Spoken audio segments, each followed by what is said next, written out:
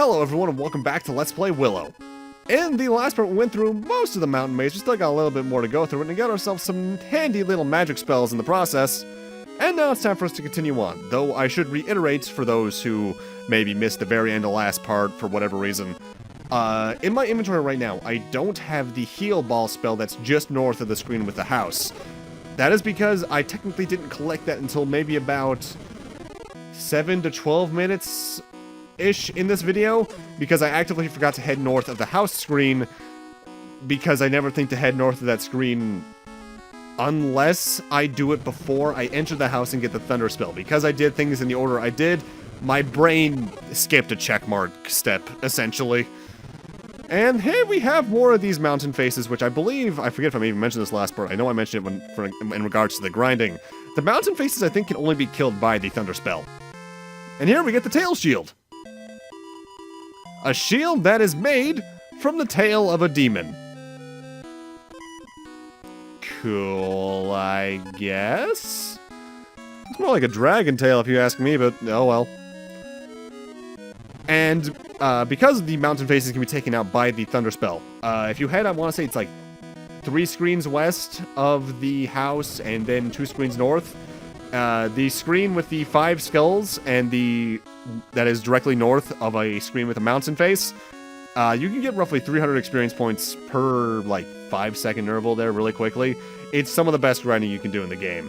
That's just to reiterate for those who may have missed it last part. With that said, at this point, we're relatively far away from the house, as we are about to exit the mountain maze. If my memory calls, I think we just want to head south of here to reach it.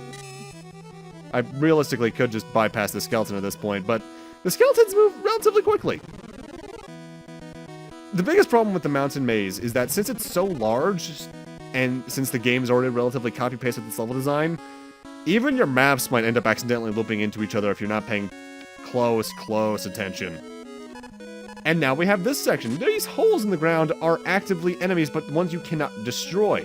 If you walk over them, they'll start chomping on your little feet, and you'll start taking damage. I think, similarly to the theory for the water, it is possible to bypass this section even without the Spectre Spell, which is what you need to not trigger the enemy encounters.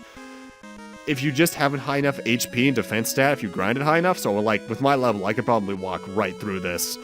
I just have never tried because I like keeping my MP high, and that requires keeping my HP high, so I'm not spamming any of the 2 healing spells in the game at this point.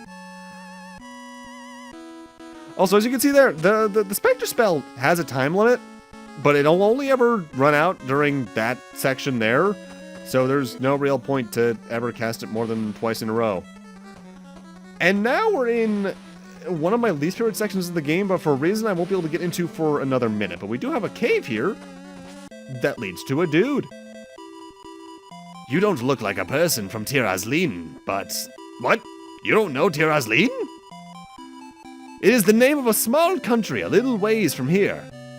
According to an old legend, the Tir Asleen Castle is supposed to be the future castle of the peace-loving Alora Danan. It's been said that a brave man would appear and save this world. I await that day. Thank you for the info dump. You do actively need to talk to that dude, though, as I believe in order to access the item we need to finish this portion of the game, so to speak, you need to talk to that NPC, then to another NPC, then come back to him. Because NES game flagging is sometimes either too precise or not precise enough. Mind you, I guess that's technically a modern game thing as well, because some games hard-code the events that they need to happen in a certain order, otherwise other events won't trigger. Or you could do what other games do and just have it so that if you reach a certain checkpoint, you're automatically locked into that next objective. It reminds me of a video I saw, even though I haven't even played the game yet, for Fallen Order, the single-player EA Star Wars game that has that guy who played Jerome and the Joker and Gotham in it. That you could technically skip the bounty hunters that throw you into the prison section, but you need to either abuse cheats to do it or do some really precise jumps around the ledges and cliffs. My brother says that game is fantastic. I just have had other priorities, such as Yakuza, and Yakuza, and Yakuza, and Yakuza. Actually, did I play anything else? 7 Remake? Yeah, 7 Remake. Shantae just came out. I'm gonna need to get that. I'll find time for it. eventually. I still need to get and play Nier Automata, apparently. Now, this entire section of screens here is one linear pathway that's filled with a lot of boulders for you to dodge. And the boulders at this point in the game, I know we've been seeing them since, like, part 1, but they will still do a hefty chunk of damage to you, so be careful. And we want to head east here, because I actually don't recall what's to the south. I think it's just a dead end. Can't head onto the bridge. You are blocked from accessing it. And hey, a purple cave. Now, there are 2 reasons to head into here, and one of them is much more important than the other because storyline, but the other one's still radically important. I am Addic from the Eagle Clan. I have a favor to ask of you. Eagle Clan country was burned by Bavmorda's magic. Our people scattered, and we have no place to go back to. My brother, Abong, and I ran away, but we got separated. If you happen to meet up with him, please give him this wing sword. And we have the wing sword. Despite being placed later in the inventory, it's about as strong at the moment as like the 3rd sword in the game-ish. It's nothing too spectacular. Yeah, 25 strength. That is really weak. But trust me, there's a reason for that. We'll get into the why next part. Now, our main goal in this cave is not to reach a boss fight, but instead to find another cave, like this one here. That bridge is cursed. No one can go near Tir Asleen. So, since we now know the bridge is cursed, we now need to find an item that allows us to either get rid of the curse or cross the bridge in spite of it. The thing is, to do that, we need to go back and talk to that dude we talked to in the other cave about 3 minutes ago, 4 minutes ago, maybe, somewhere abouts there. And that is a hefty backtrack in both directions, so I'm going to be doing some jump cutting. So once I head after the screen transition, we're going to be back in the red cave near that guy who first told us about Tir Asleen. Are you going to Tir Asleen? Then you should wear these witch's shoes that I used when I ran from the village. And now we have the witch's shoes, so now we can cross that bridge, which means we can backtrack all the way back in that direction. In total, I think this maybe takes 5 minutes both directions, which isn't too bad, but it's still kind of tedious. And now we can walk across the bridge, but we're not quite safe, as there are enemy encounters on this bridge, namely against skeletons. I think the wizard enemies that can throw fireballs at you can also show up. And that's maybe about it. Oh, poor Willow, your face is melting into the sprite flickering. I almost accidentally said Bilbo, and I don't know why, though realistically speaking, it's easy to look at the Nelwyn people and just think, oh, they're hobbits. Aside from the fact that, you know, they don't have hairy feet and they don't eat. Whoa, what was it? How many times do hobbits eat? I want to say it was 6 or 7, but I can't quite recall. More than I eat, all the same. I usually go for 5 smaller meals throughout the day, which, mind you, are also congealed across a shorter time span, because ever since I graduated college, I usually have been waking up around... Not even since I graduated college, since the quarantine started, because this is being recorded on June 1st, by the way. I have been waking up around noon and going to sleep around 4 a.m., which is a lot different than waking up at 9 and going to sleep at 4 a.m. My sleep schedule wasn't always the best through college. So, you have come to overthrow Bavmorda. Please rest here. Cool. Also, yeah, welcome to Tir Asleen. This is a village that just does not have many people in it, if I recall correctly. If you explore around, I want to say most of the houses are empty because people are supposed to be imprisoned somewhere, I think. I honestly can't recall because it's been a couple playthroughs since I actually explored the main village. But our goal is to head north to the Tir Asleen Castle's eastern portion. You can head east, west, or into the castle itself at this point, but you, I don't think, can do much in the castle until we head over here to the east to fulfill another objective, I think. Honestly, Willow, at this point, is one of those games that I've played enough that I know what flags I generally need to raise in what order and what items I need to get when, so I seldom experiment with going into areas before I have the item too, so I don't exactly recall how things react to it. Usually it's just that your road is blocked, and I can't recall if you can actively enter Tir Asleen Castle at this point, or if you just can't get to a certain point, beyond a certain point in it. Also, the ground starts getting darker here, and I gotta admit, I really like this effect. I don't know why, it's just really simple for making you feel like you're in a very alienated place.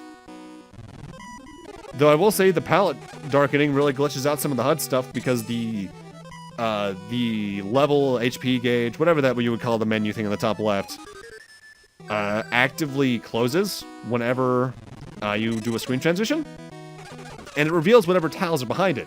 Technically speaking, the way the game is treating the background right now is that it's just completely darkened rock tiles, and because of that, sometimes when the HUD closes, it forgets to do the darkening effect behind it, and it just kind of looks ugly. Mind you, glitches of that regard are not uncommon on the NES. I have seen plenty in my day. Nachma Castle?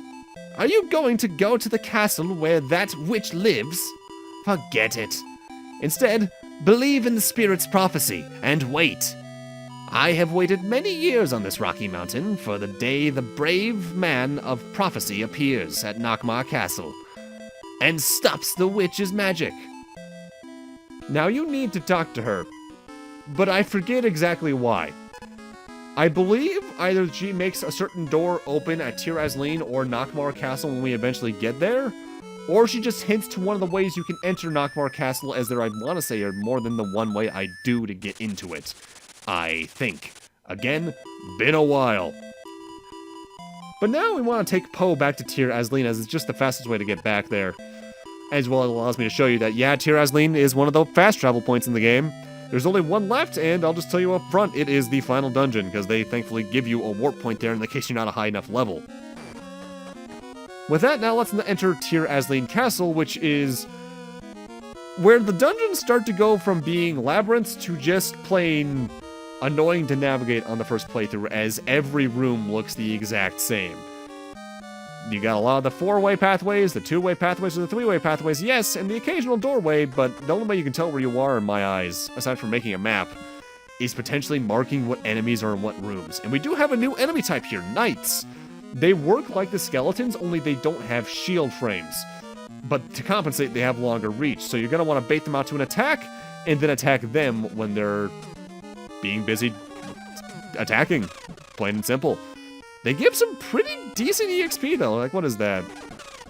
110? Not bad, not bad at all. Again, in case you want to do some more grinding, this could also be a good place if you want to just farm off the knights. And now we have the battle shield. Cool. I'm having trouble remembering if that's the best shield in the game. I think there's one above that now that I think about it. Yeah, there's definitely one above that. Still, I'll take more defense. I think what could have helped the dungeons and navigating them on a first playthrough in this game isn't a map feature per se, but at least some hints from the NPCs on what ways you might want to go, in what order, or what items you can find in the dungeon, so whether or not, so you can know without fully exploring everything if you've grabbed everything important there. Like for instance, we knew that we could find the dragon scale in Matanda's cave due to the shopkeeper. We knew that we had to find Matanda himself because supposedly he had items for us, and he did have the thieves bracelet allowing us for us to reach the Lake Chief area. But beyond that, there's not many times the game outright tells you, oh, you might need to find this in this area in order to progress. It's usually just go explore and hopefully find the things you need. And that's kind of annoying, I'm not gonna lie. Slowly turning into Zap Brannigan. Which is just a few offshoots off Christopher Walken. We got another tress here. We have the Wonder Sword. This is... I want to say this is technically the strongest sword in the game.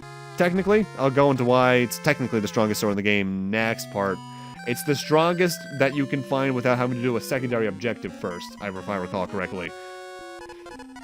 91 strength, not bad. Still can't damage any magical enemies. You still need to use the Deadeye for that, but that's why the Deadeye sword is so powerful, because you use it for the rest of the game. Still, it's kind of annoying to have to switch the swords back and forth. I feel like if they were to, for some reason, remake this game today, they would probably just make it so that you could press L or R, to switch between physical and magical type swords, just to make things a bit smoother. It is always interesting to think about what they could do to potentially remake games of this era and make them and fix them for modern eras. Because the added buttons on like even the Super Nintendo controller and beyond really do add a lot of options for mechanics. Because if you try to do that many things on as many buttons as like the NES or Master System had, you're asking for trouble. It's why the Mortal Kombat and Street Fighter ports on the Game Boy and Game Boy Color, and even Game Boy Advance for that matter, just didn't work too well. Game Boy Advance less so, because it at least had the L and R buttons as well. But they still did not work too well. God knows I put enough time into Mortal Kombat Advance over the years to figure that out. I don't know why I keep playing it, there's just something about it. Same with Max Payne Advanced and Tony Hawk's Pro Skater Advanced. Though those latter two aren't too bad on the GBA, it's more so that it's just weird they managed to pull them off on the system at all. I am Eric of Tir Asleen. There is a monster called Eborisk in the next room, but I am too weak to fight him. Please, take my Kaiser Sword, Willow. You can defeat that monster. And we now have his Kaiser Sword. It is weaker than the Wonder Sword. The only reason they give you this is that it's technically an upgrade over whatever sword you would have had before coming into this area. And just to show, 82 strength versus 91, I'll take the 91. And I believe this dragon is supposed to be the one that Willow turned someone into that I mentioned in one of the prior videos. But that said, just stand to the left or right of it, dodge its fireballs, and spam fire. It does not have much HP, and at this point your sword will take it down really quickly. Kind of not that much harder than most of the normal enemies around this point in the game. Healthy bit of experience though, which is why I said if you probably grinded up to mid-level 14 before heading into this rough general area, you're probably going to be good on experience for the rest of the game. Also, shit, I'm in jail. I am Kyle, the General of Nachma. You have fallen right into our trap. I have taken the crest of the spirits. Now, our Queen Bavmorda can destroy it and receive everlasting life. To show my thanks, I'll let you stay here to die. I can't remember what that character sounded like in the movie. Also, hi, Mad Mardigan, been a bit. Hey, Willow, we meet again. On the way here, I met a guy called Eric, who told me that somewhere in Tir Asleen, there is a secret cave connecting to Nachma Castle. But there is nothing that can be done now. Yeah, it's not like there's a certain part of the screen that you can walk on to start the next events. Oh, hey guys. Willow, we've come to help. Yeah, to help. Leave this castle and find the secret cave to Nachma Castle. To Nachma. Take this powder of unrequited love. It's said that anyone who touches this powder will have a heart of justice. It's magical. It should be of help to you. It should. Okay, we have the powder of unrequited love. This came into play much earlier in the movie, if I recall correctly. At least in relative to the length of the movie. Mad Mardigan has gone ahead. Follow him. Follow him. Okay, thanks. At least good to see they brought you back in the game more than once, given the fact you were relatively major players in the movie. I can't help but wonder if at any point in this game's development they intended this to be closer to a proper, like, JRPG in combat, and I can't help but wonder who they would have used as party members in that case, assuming they wouldn't have done a Dragon Warrior 1 and just have had Willow be the only playable character. The only ones that really come to mind are Mad Mardigan and Frangine and Rule as a single unit. Could have been fun. Though I can't really think of many Capcom-made RPGs that aren't like Battle Network, Star Force, and Command Mission. In fact, I'm curious. Capcom RPGs. Oh, I'm an idiot. I forgot about Breath of Fire and Monster Hunter. That technically counts. Project Cross Zone. I'm an idiot. Either way, with that, I'm going to need to end this off here. Thank you guys for watching, and in part 6, we're heading off towards Nachma Castle to defeat Bavmorda finally. See you guys then.